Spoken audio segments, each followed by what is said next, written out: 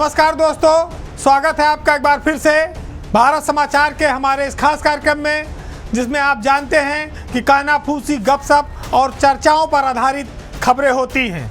तो चलिए शुरू करते हैं पावर सेंटर।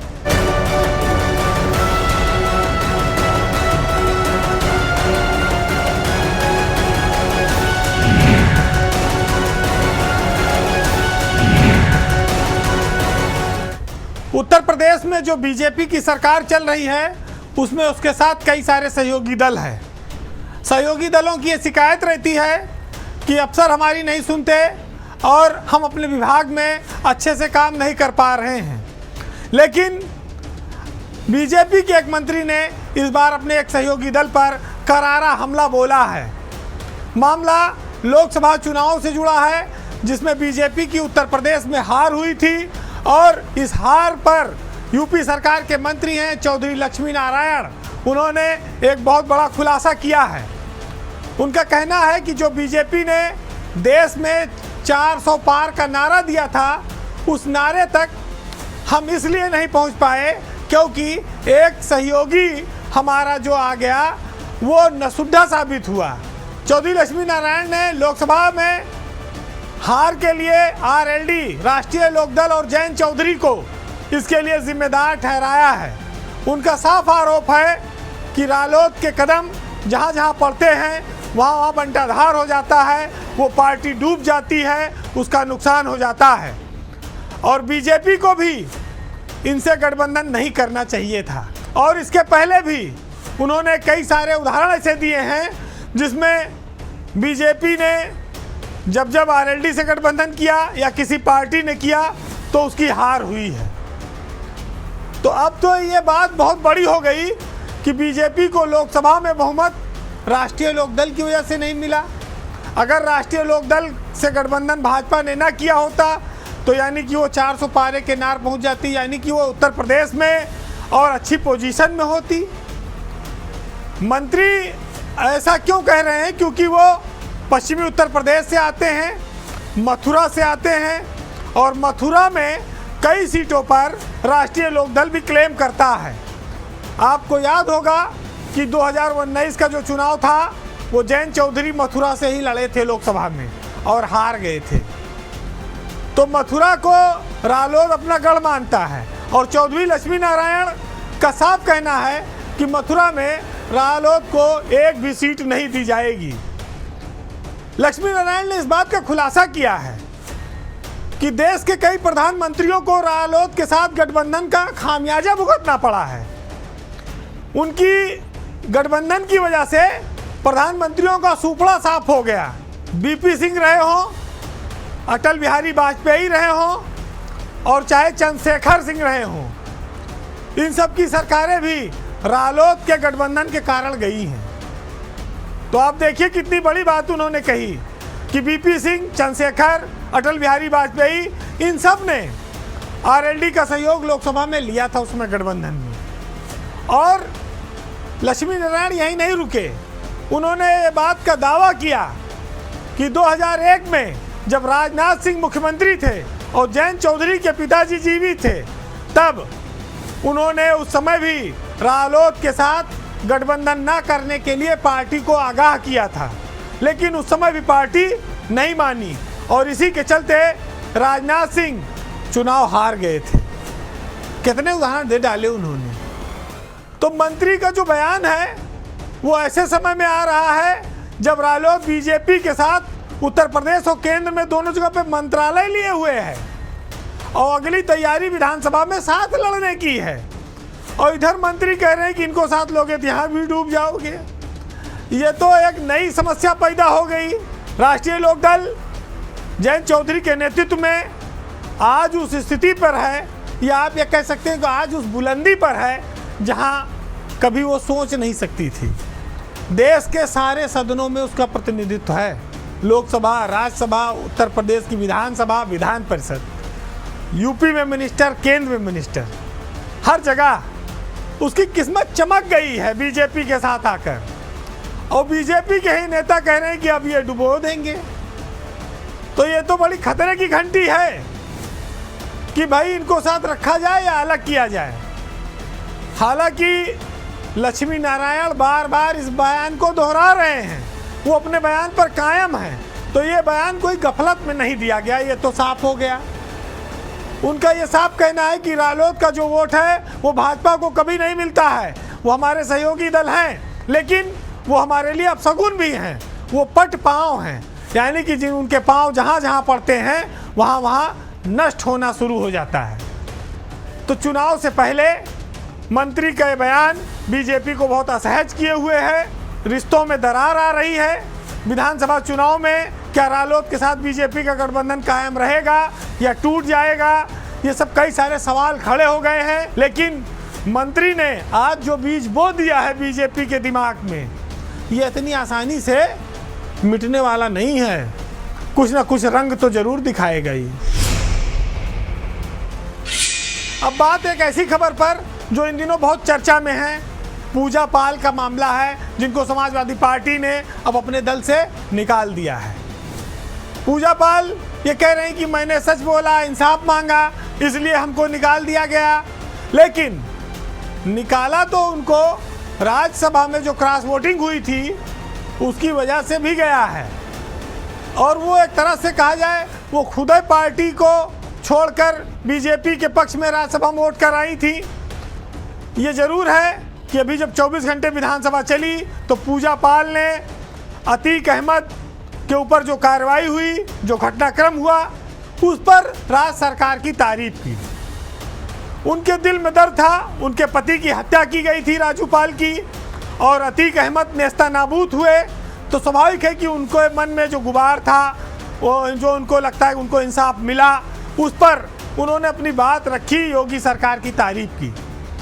अच्छा, तारीफ उनको करना भी था, क्योंकि 2 साल लगभग होने जा रहे हैं, क्रॉस वोटिंग हो चुकी है, सपा उनको अपने यहाँ लेने वाली नहीं है, अपनी बैठकों में बुलाती नहीं है, तो बीजेपी से उनको आगे राजनीति करनी है, पता नहीं बीजेपी टिकट देगी कि नहीं, तो ये सब चीज़ों पर उनको बोलना था। लोग इस बात को जानते हैं कि अतीक अहमद और राजू पाल में जब उनकी हत्या हुई 2005 में, तब से अदावत पूजा पाल में चल रही है, और राजू पाल भी एमएलए थे जिस समय उनकी हत्या हुई। महत्वपूर्ण बात यह है, जब 2004 में अतीक अहमद सांसद बन गए थे तो उनकी सीट पर उपचुनाव हुआ था, और उस उपचुनाव में राजू पाल ने उनके भाई अशरफ को हरा दिया था, और उसके बाद 26 जनवरी के दिन उनको झंडारोहण करना था राजू पाल को, वो अपने गांव के लिए जा रहे थे 25 तारीख की शाम को, अगले दिन गणतंत्र दिवस था, उसी दिन उनको गोलियों से भून दिया गया था। तब पूजा पाल की जो शादी थी वो मात्र 9 दिन की हुई थी, यानी कि 9 दिन में ही वो विधवा हो गई। चुनाव लड़ी बसपा से, उन्हें टिकट मिला, वो जीती, फिर टिकट मिला, फिर वो जीती। अब की बार यानी कि 2022 में उनको समाजवादी पार्टी ने टिकट दिया और वो जीतकर विधायक बन गई। सपा के सिंबल पर अखिलेश यादव उनका प्रचार भी करने गए थे, डिम्पल यादव भी गई थी। लेकिन जब राज्यसभा चुनाव हुआ 2024 वाला, तो उसमें उन्होंने क्रॉस वोटिंग कर दी। उन 7 विधायकों में पूजा पाल का भी नाम है, जिन्होंने भाजपा के पक्ष में वोट कर दिया। अब इस क्रॉस वोटिंग के पीछे भी खेल है। पूजा पाल जब सियासत में आई और बसपा के टिकट पर विधायक बनी, तो उनको सबसे बड़ा सहयोग इंद्रजीत सरोज का मिला, जो समाजवादी पार्टी के महासचिव हैं। इंद्रजीत सरोज ही उनको सपा में लेके आए। इंद्रजीत सरोज उनके गॉडफादर के तौर पर हमेशा राजनीति में रहे। लेकिन पूजा पाल ने राज्यसभा के चुनाव में इंद्रजीत सरोज को भी गच्चा दे दिया, धोखा दे दिया, और वो बीजेपी के साथ चली गई। उसके पीछे कारण क्या था? विधायक तो वो थी, उनको फिर समाजवादी पार्टी टिकट दे देती, तो बीजेपी वो टिकट प्राप्त करने तो गई नहीं थी, कुछ और बचाने गई थी, या अतीक के साम्राज्य को ख़त्म करना चाहती थी। पूजा पाल ने काफ़ी तकलीफ़ें झेली, इसमें कोई शक नहीं कि अतीक अहमद एक माफिया था, गुंडा था, और उसने ज़मीनों पर कब्जा करना, लोगों की हत्याएं करना आम था। राजू पाल का मर्डर भी उसने इसी दबंगई और रंजिश में किया था। राजू पाल बहुत कम उम्र में विधायक बने और उनको गोलियों से भून दिया गया।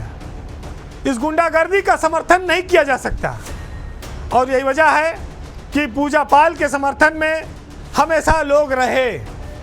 अब जब समाजवादी पार्टी ने पूजा पाल को इस बार निष्कासित कर दिया भाजपा और योगी सरकार की तारीफ करने पर, तो उनके ही एक और निष्कासित विधायक अभय सिंह ने उनको पूरा समर्थन दिया है। अभय सिंह पूजा पाल के समर्थन में आए और समाजवादी पार्टी के इस फैसले को उन्होंने कहा कि ये मुस्लिम परस्त कार्रवाई है। समाजवादी पार्टी के खिलाफ अभय सिंह जोरदार हमले कर रहे हैं, तो पूजा पाल को अभय सिंह ने समर्थन दिया है। लेकिन अब पूजा पाल का राजनीतिक भविष्य क्या होगा? इलाहाबाद पश्चिम सीट से वो पहली बार विधायक बनी थी, वहाँ से वो हट के अब कौशाम्बी आ चुकी हैं, तो अब तो पूजा पाल आज़ाद हो गई हैं। उनको दल भी नहीं बदलना पड़ेगा, न दल बदल कानून उन पर लागू होगा और न उनकी सदस्यता जाएगी। हालांकि समाजवादी पार्टी का एक धड़ा ये जरूर कह रहा है कि अब वो कभी विधायक नहीं बन पाएंगी और बीजेपी उनको विधायकी का टिकट नहीं देगी। पूजा पाल की राजनीति इस समय डामाडोल है। उनको सियासी इंसाफ मिल चुका है, उनको कानूनी इंसाफ भी मिल चुका है। अब उनको अपने राजनीतिक भविष्य खुद तलाश करना है। फिलहाल पूजा पाल और राजू पाल के मामले में ये बात साफ है कि सतीश वर्मा के साथ उनकी दूसरी शादी हुई थी, तो राजू पाल वाला प्रकरण समाप्त हो चुका है।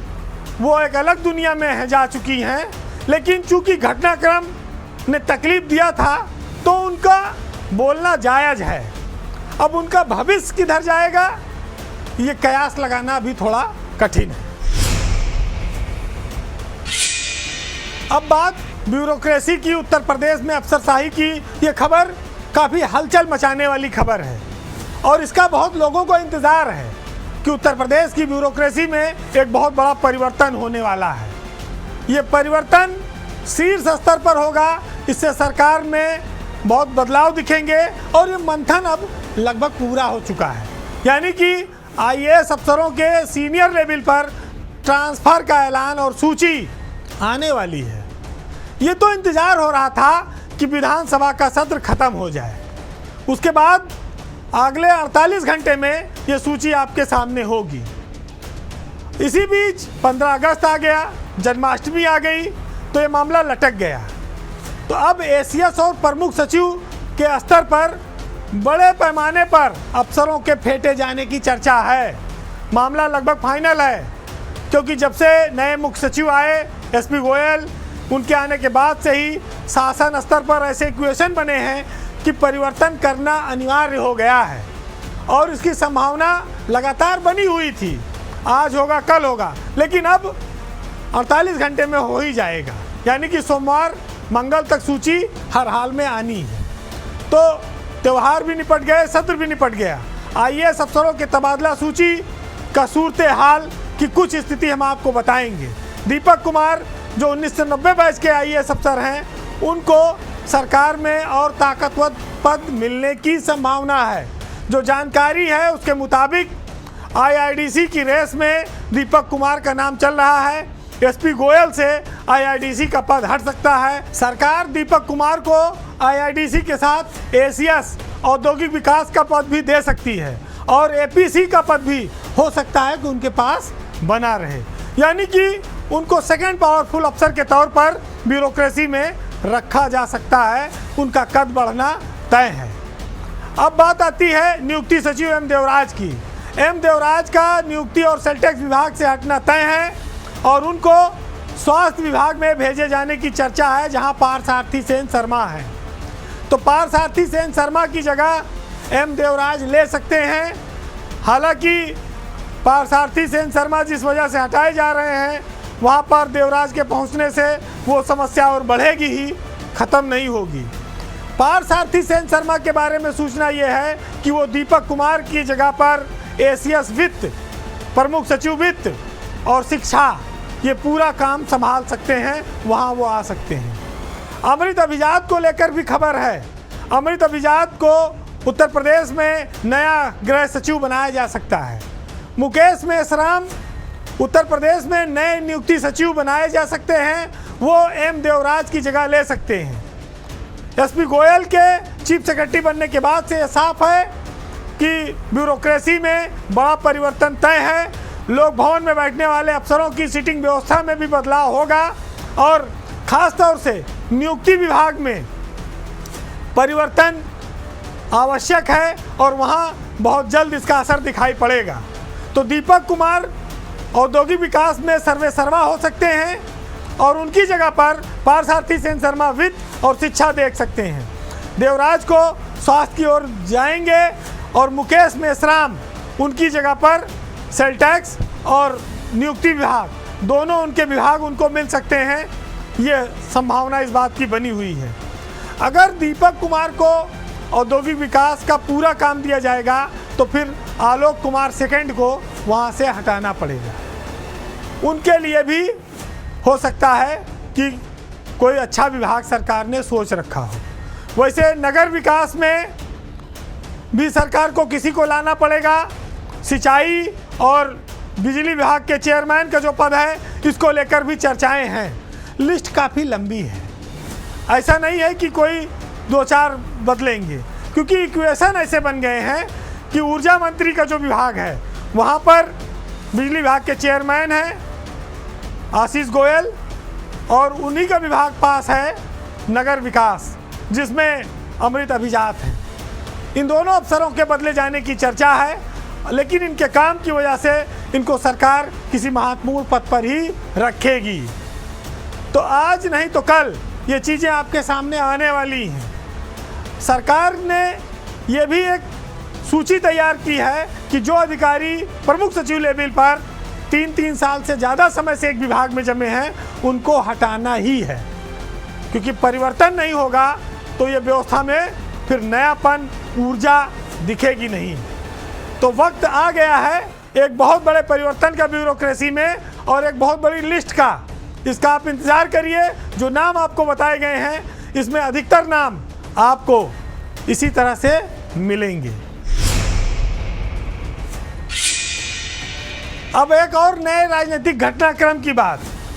घटनाक्रम ये कि ठाकुर विधायकों वाला मामला जो इन दिनों मीडिया में बहुत छाया है कि ये सब बैठ के मीटिंग किए और ये कोई गठजोड़ बना रहे हैं अंदर खाने, ये गठजोड़ आगे क्या काम करेगा, इसका उद्देश्य क्या है।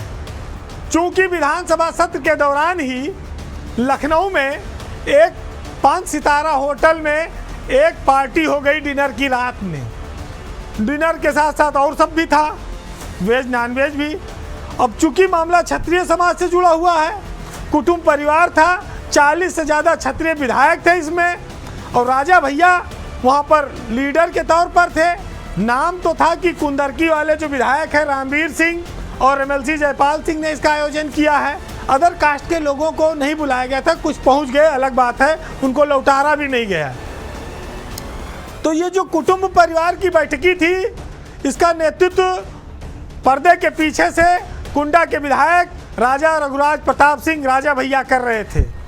और उत्तर प्रदेश में करीब 50 के लगभग ठाकुर विधायक हैं, उसमें से 40 का इसमें आना इस चर्चा को बल देता है कि क्षत्रिय वोटरों को लेकर कुछ चीज़ें पक रही हैं। ये भी कहा गया कि जो प्रदेश में क्षत्रिय वोटरों की अनदेखी चल रही है उसको लेकर मीटिंग में चर्चा हुई, उसको लेकर कुछ सियासी तैयारी बनाने पे बात हुई। और दूसरी ओर कुछ लोगों ने ये कहा कि दिल्ली जो उत्तर प्रदेश की सरकार पर दबाव बनाता है, योगी पर जो दबाव बनाता है, उनके खिलाफ जो साजिशें होती हैं और बीच बीच में उनके खिलाफ जो आवाज़ें उठती हैं मुख्यमंत्री के लिए, उस पर एकजुटता दिखाने के लिए ये पार्टी आयोजित की गई थी कि सब योगी के नेतृत्व में ठाकुर एकजुट हैं।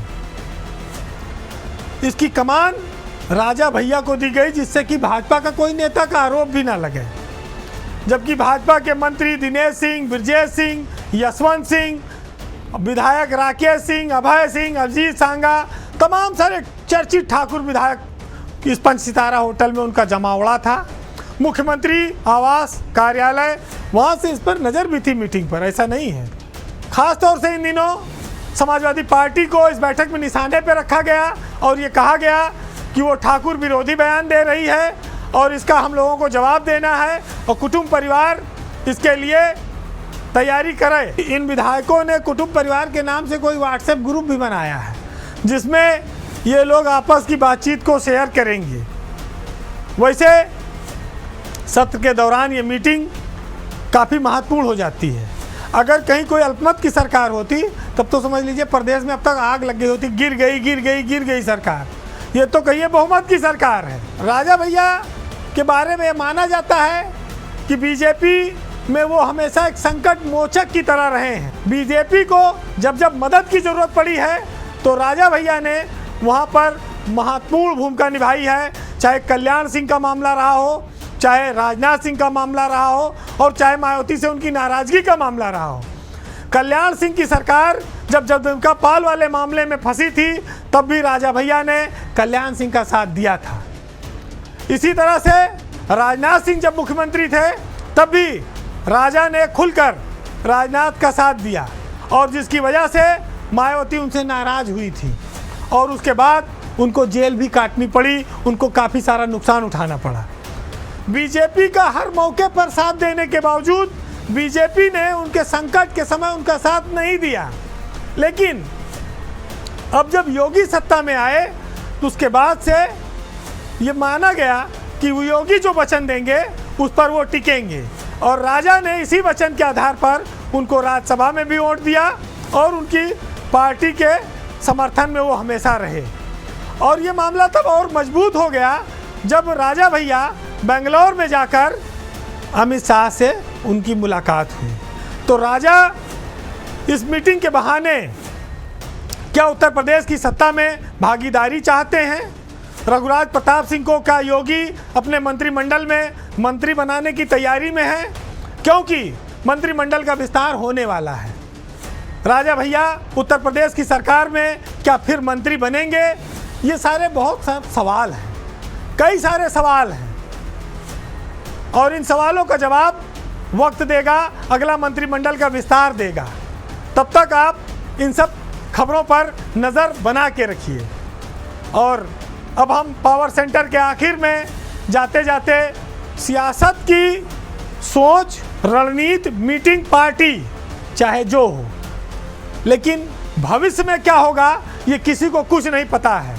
इसलिए सबको इन लाइनों पर ही विचार करना चाहिए और इन्हीं लाइनों को मानना चाहिए। तो सुनिएगा, एक बहुत महत्वपूर्ण नज़्म है, गज़ल है कि हम क्या बताएं तुमको, सब कुछ तुम्हें खबर है, हर हाल में हमारी तेरी तरफ नज़र है। रोकर कहे या हंसकर कटती है जिंदगानी, तू गम दे या खुशी दे, सब तेरी मेहरबानी। सारे जहां के मालिक सब तेरा आसरा है और राजी हैं हम उसी में जिसमें तेरी रज़ा है। नमस्कार।